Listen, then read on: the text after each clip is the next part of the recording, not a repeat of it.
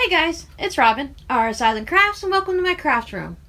Is everyone ready to start working on some of these Scrappy Quilt As You Go herringbone blocks?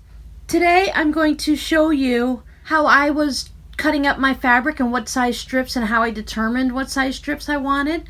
Then I'm going to also show you on how to prepare your your rectangles of batting that I went ahead and put some markings on mine just to give myself some guidelines so I can keep my fabric in a relatively 45-degree angle. I wasn't worried too much about it being specific because since I have all these different width strips, then I knew nothing was really going to line up, which is what I wanted. So I just wanted to give myself a little bit of a starting guideline, and after that I just let my fabric itself take care of that. Alright, so let me go grab some fabric and I will show you how I cut my strips. I went into some of my stack of novelty fabrics and I just grabbed out the whole bunch and I opened up what I had here. And if I had some small pieces like this, and I said, okay, well this is good, I can go ahead and use this. I take everything over and I make sure everything was pressed nice and neat and nice and flat and ironed, so it would make sure when I did cut them I didn't have any wonky strips. So here I could cut my strips right through here and have some long ones this way. And then this chunk, I would have some for these bottom corners when you just need a bit of a strip down here. I could go ahead and use some of these pieces. Or you are going to have some long ones here. And then look at, you can see how short these are. These aren't very long at all. So then I would be able to utilize these little chunk for those sections. So I'd get this all nice and pressed. And then if I didn't have any of those little bits of pieces folded up in my stash here, certain fabrics I trim up and make them all nice and level and even at the end, and other types I just go ahead and leave like this because I never know when I might want to make a little bit of something from this. There's no real rhyme or reason why I make these decisions. I just kind of go with it. So I have all this extra. I have this bit of yardage here, so maybe I just want to take and just trim off this much, and then I can use this for my strips.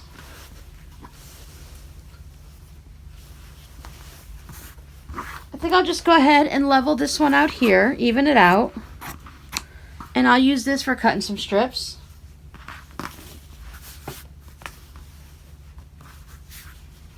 I was very careful that as I got these fabrics out, I made sure that I put them back nice and neat so I didn't have this big mess in my craft room that I had to deal with. As it is, I've got a bucket of scraps, so I'm going to have pieces floating around and being tossed around everywhere all over my sewing table and cutting table. I also didn't want to have stacks and stacks of fabric. And then I just keep going through my stack and I'd grab out the different things that I'd want and I'd cut off sections. I can use my scissors, or I can go ahead and just use my rotary cutter. At this point, I wasn't looking for anything specific. I was just looking for chunks that I could take out. And I'd be able to cut it up into my little strips. Let me go ahead and press these fabrics and I'll be right back. Okay, let's start with this Walking Dead fabric. I just go ahead and I take one edge. I don't worry about the bottom or the top. I just stick it on and I find a spot. Now I could use these little white lines, the little sashing they put in here, the barriers, and use that to line up. But if I look at it, it is not. I guess I could get it to line up just a little bit there and then trim off this extra. Normally I don't care about that because of the way it's going into this quilt. It's not going to matter too much if it's a little wonky because everything's done on the diagonal. Then I just spin it around because now I have this nice cleaned up edge. It's nice and even and everything.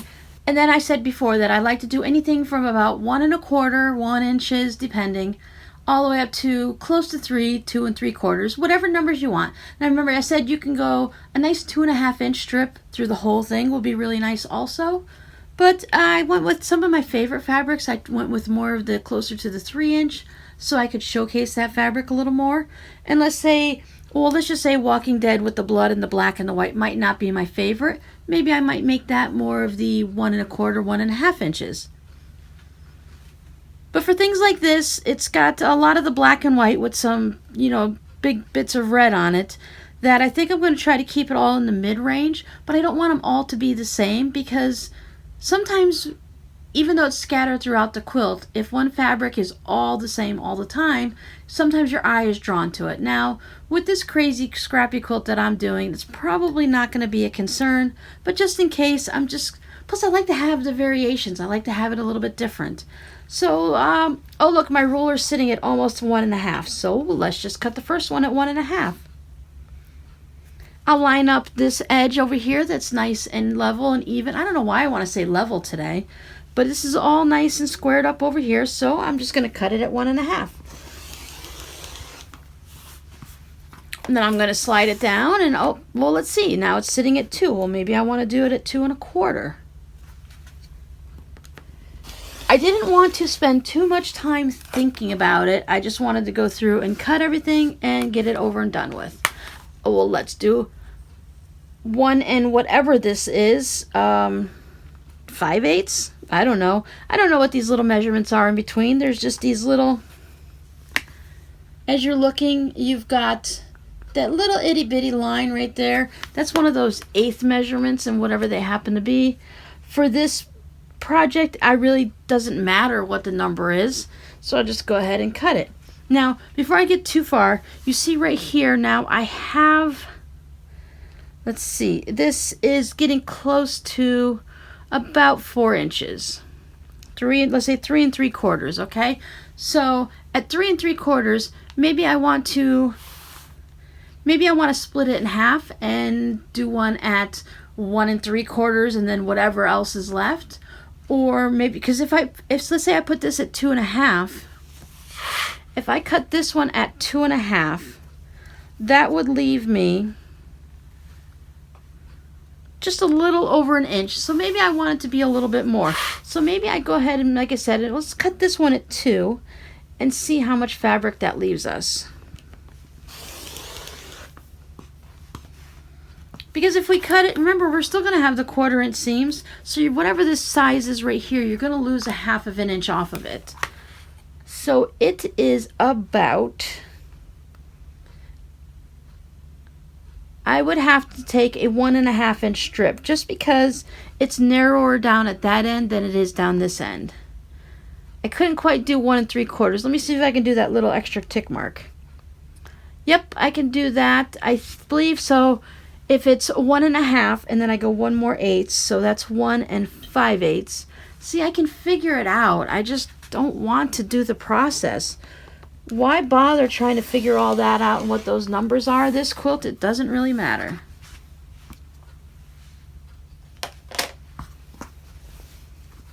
So now out of that scrap piece of fabric, I mean, it technically wasn't scrap because I did cut it off of my yardage, but as I've said, I've gone through the majority of my scrap. So then I'm just going to have to take these and I'll toss them in with the rest of my strips that I've been cutting. Maybe I might mix them up. Maybe I just might pay attention a little bit better when I'm sewing them on and not stitch them on. Since I'm making more than one block at a time, it's really easy. Even if I did grab 2 of these, it wouldn't be too bad if I put them on one block and then the next block. I do try to make sure I'm not being totally overly careful, but if I were to be stitching these 2 blocks and I were to go ahead and put the lips here, I would try not to have the lips right there. Now, it might happen in subsequent blocks when I'm not really paying attention, because once I get past these blocks, I'm not thinking about them anymore. I'm moving on to the next. But I try not to consciously put one right there, because at one point these 2 blocks might be next to each other, and that would be a very obvious thing to your eye, and it would stick out that there was another strip right there. But I could put it up here. Just because this one has lips doesn't mean this one can't have lips. There are going to be some duplicates throughout the blocks. Now let's deal with this scrappy bit of Pepsi fabric that we have here.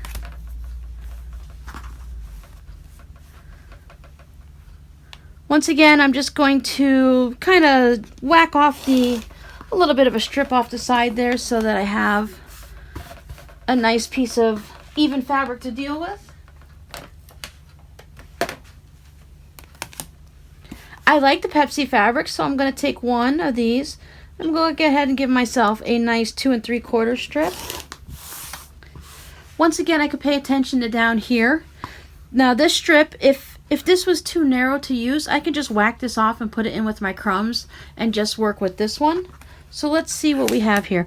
This one, because of the way I cut it out, when I cut it out to make, I believe, a coin, little zipper bag, I'd cut this way and then I'd cut this way, so you do have this little notch here. So I have to be careful that this, I would not be able to, I make sure that this part here is not going to end up in my strip. So if I hold this up out of the way so I know where it's at, I can go ahead and cut this at 1 3/4. And I won't have any of that little notch into my strip. So then I just add it into my strip bin.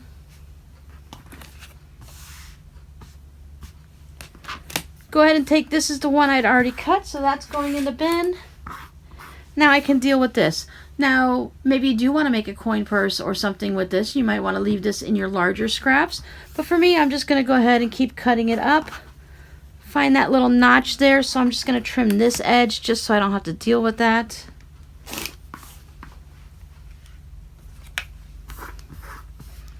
And just set it down. Not even looking. Make sure it's lined up, but I'm not paying attention to what numbers. I'm just setting my ruler down on it until I get down closer to the edge here. And I might want to just leave this one larger so that when I do get to those corners, I can use it down here like the John Deere, and maybe I won't have this little bit of white fabric sticking on the end. I went to the Dollar Tree today and I picked up another basket. I picked up a white one, just like my blue one. And I thought this would be good for putting my smaller strips in. So instead of trying to dig through this giant mess, that as I had some shorter lengths, I can put them in here. So it would be really easy just to grab this up to do the corners or to add it in any of these little short sections.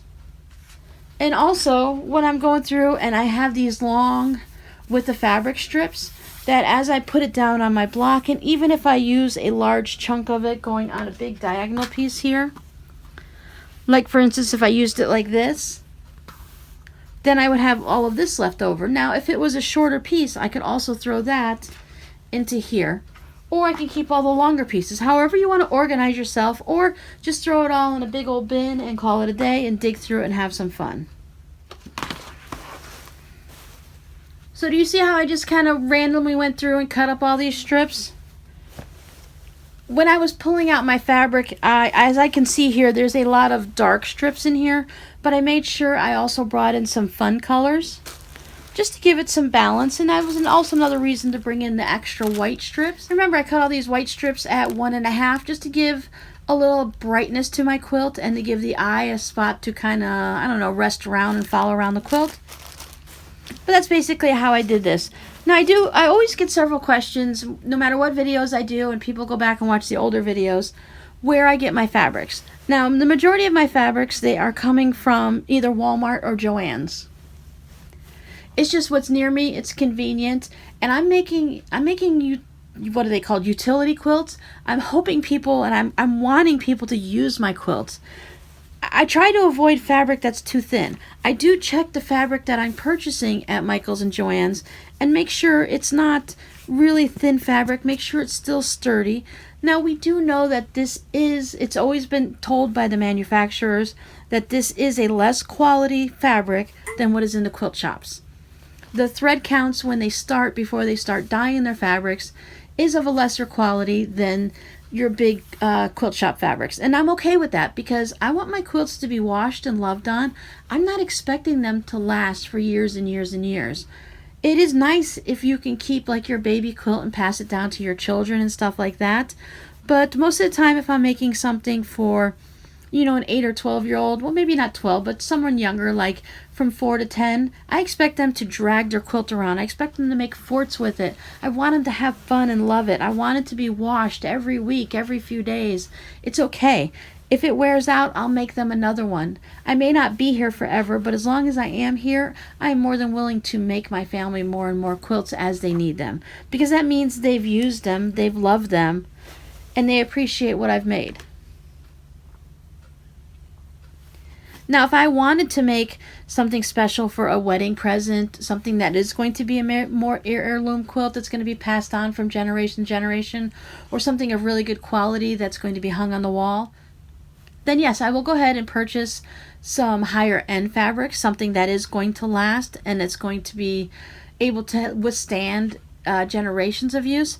But if you remember back in the way days when they really were doing quilts, back in Little House on the Prairie times and even before and after that, they were using their old clothes. They'd already worn their clothes for a long time, or they were using feed sacks, material that was meant just to hold the feed for the corns or whatever else that was in there, and flour sacks and stuff like that. That stuff wasn't meant to go into quilts, and those quilts have lasted for 100 years plus.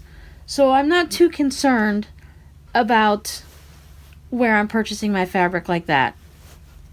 I have received some as gifts, and I have swapped some and traded some.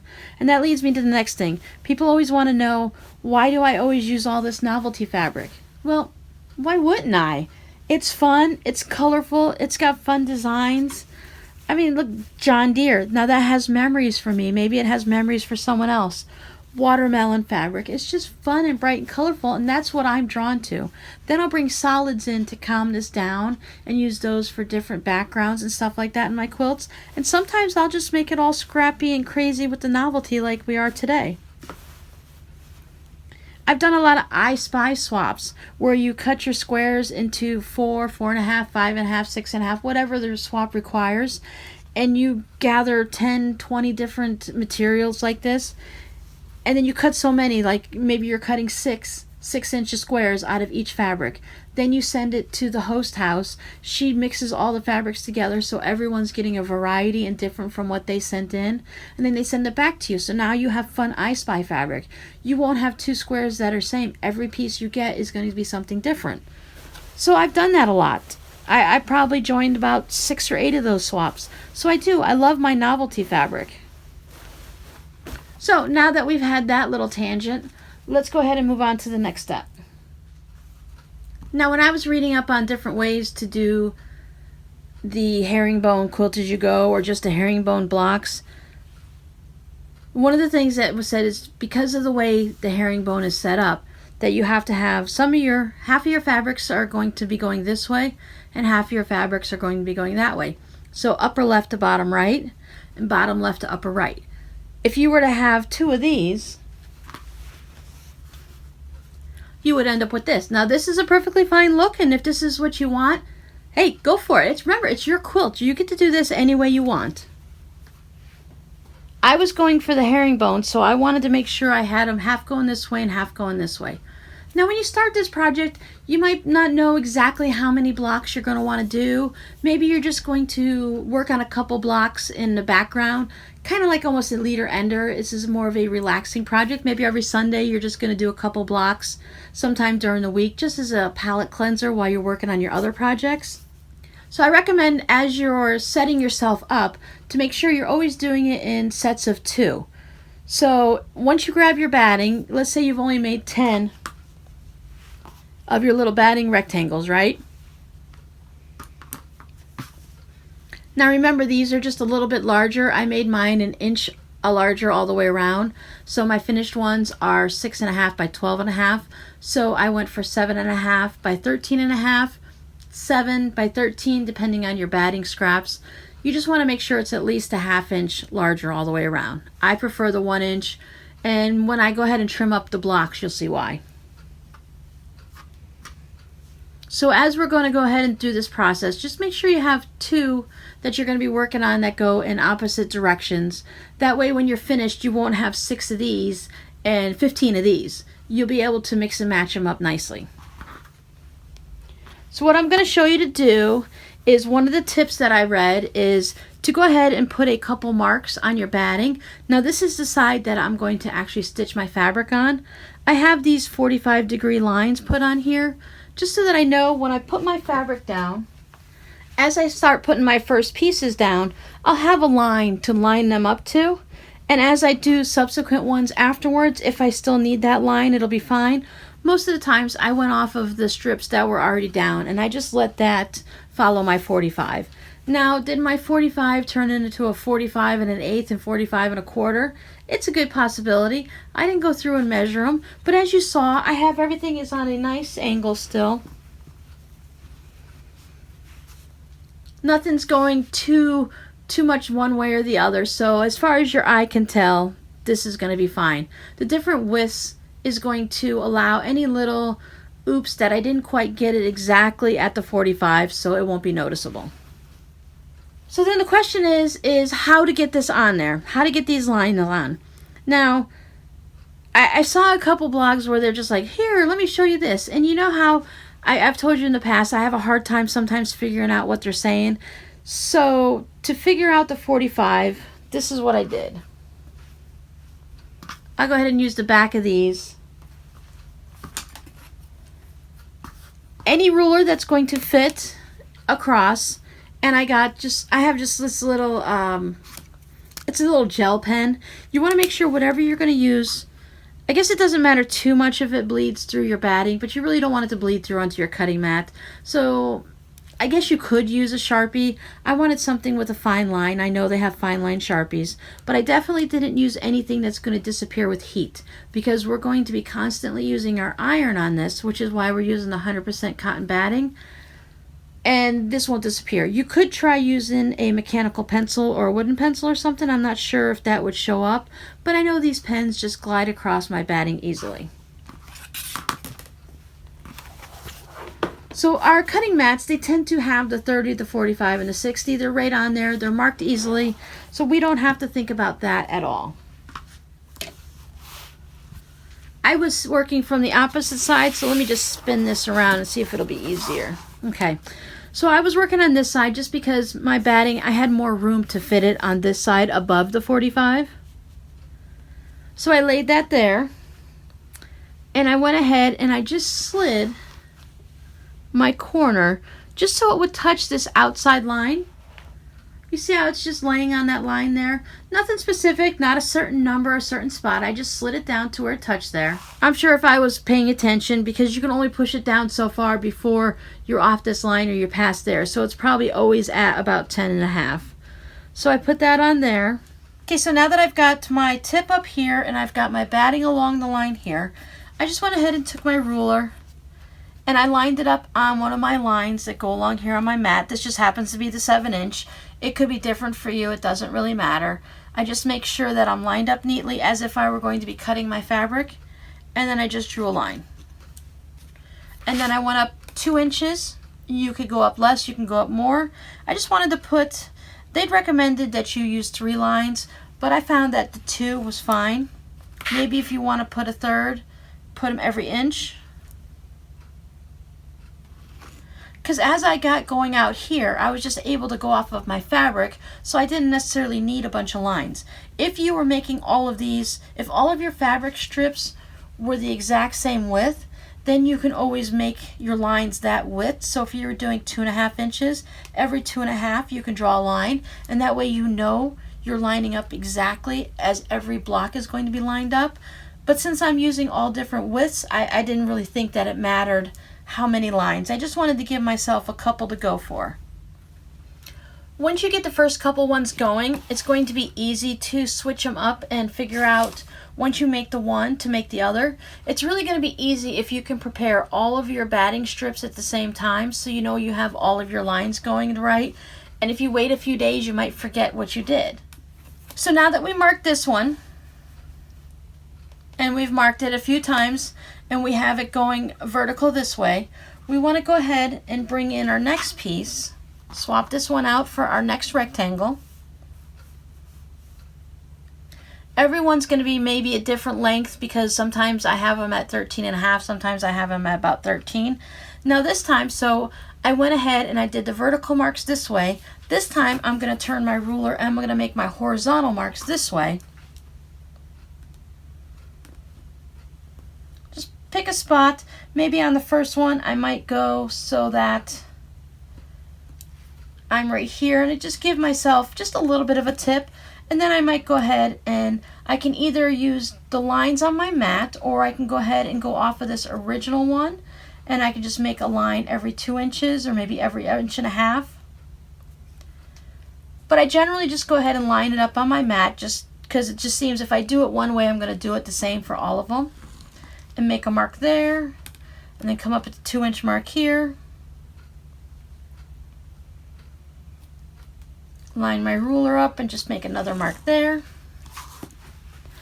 And then this way, to test to see if I got it right, when I put the two of them together, my lines go like this and my like this. Then I know, like as you can see, I have different width lines here than I have here. It's just, like I said, a guideline to lay that first strip down so that you have an idea.